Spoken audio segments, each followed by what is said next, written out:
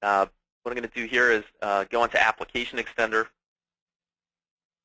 and well, actually, after I log in, I'm just going to minimize this for a second. Let's take a look at a document.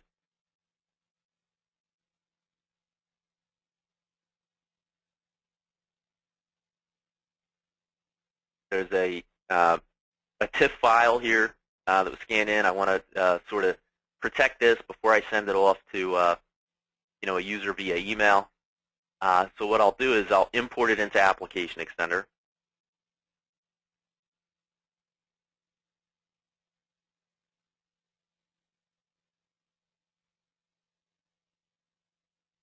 And I'll index it. And while it's in AX, it has all of the controls normally associated with our ApplicationXtender system. So only authorized AX users can access the content internal to my organization. The scenario here, though, is that I want to export this document and send it to someone on the outside in a way that protects the content. So if I go to the Document menu and select Export Images, I have the option here in the Save dialog to protect the content. So I get the normal save or export dialog, so I can give this a name. And the export type set in the configuration is PDF.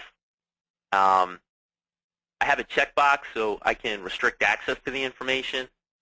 This actually enables the IRM feature.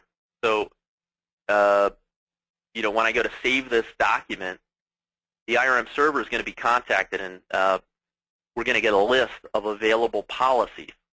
Now, this checkbox here is optional because when I configured this application, I checked a box in AppGen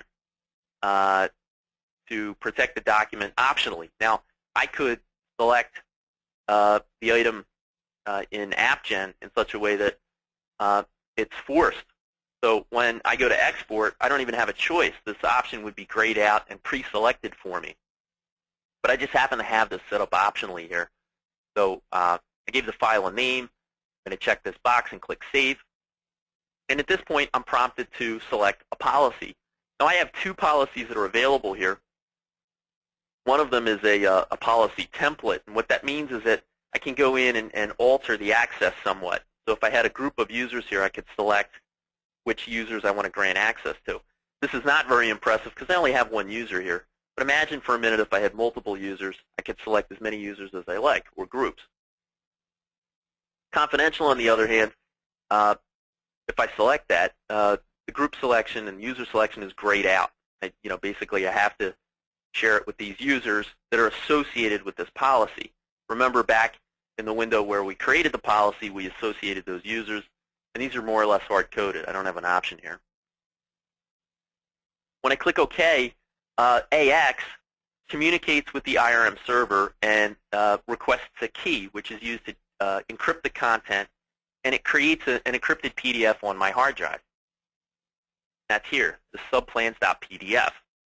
Remember, a unique identifier stored up on the IRM server, not the document itself, but really just the key and the policy. It's really a composite of metadata. When I go to open this PDF, a couple things are happening. First, Adobe, and the same thing would happen if this was Word, by the way, sees that this is protected content and is prompted to launch the plugin. So Adobe invokes the IRM plugin, which can be configured to automatically log me in if I'm using Windows authentication, but I'm using this shared secret IRM user, sysop. When I go to log in, it identifies me. It checks with the server to see if sysop has privileges to look at this content, which I do. The IRM server then sends down the key. It decrypts the content, and I can now see it on the screen. This policy is set up in such a way that although I have what looks like complete access to this document, if I go to the File menu and attempt to print it, you can see that's grayed out. There's other little security features in here. I haven't tested this on this machine, so this will be interesting to see how this works. I'm trying to copy and paste the, I'm doing a screen print basically. So I'm in Adobe, and you guys can't see this, but I'm hitting Alt Print Screen, and I'm trying to paste it into Paint. And you can see that the system is smart enough to interrupt that copy-paste operation and instead show IRM protected content. So that helps prevent unauthorized dissemination of the information. So I couldn't copy or paste information even if I tried to rope something off in Adobe. Now, your customer will ask the question, well, can I still take a picture of this with a phone camera and use that? Well, we haven't figured out how to prevent that yet, except I was actually at a defense manufacturing company a couple years ago, and they took my camera phone before I went into the building. So you'll see that kind of thing out there, but we don't have a way, of course, if somebody's going to take a picture of the screen. But I'm sure the guys at EMC are probably working on something like that. Who knows? Let me see. We got a question here from my friend Mike. Yeah, I hope that answers your question. The screenshot is, whatever you try to do here, like a screen thief, it'll interrupt that. In my experience, it's very difficult to defeat those security controls unless you take a camera phone and take a picture of the screen. I hope that answers your question. So I'm going to wrap up. If you have questions, type those into the window, or if you think of something later and you want to give me a buzz, I'll share my contact info again. I want to thank you guys for taking the time to spend with us this morning. I hope you have a great weekend. I'll leave my, I'm going to wait another second here to see if, yeah, Lee has a question, will the Eagles ever win a Super Bowl? And the answer to that is probably not, and thank you for that, Lee.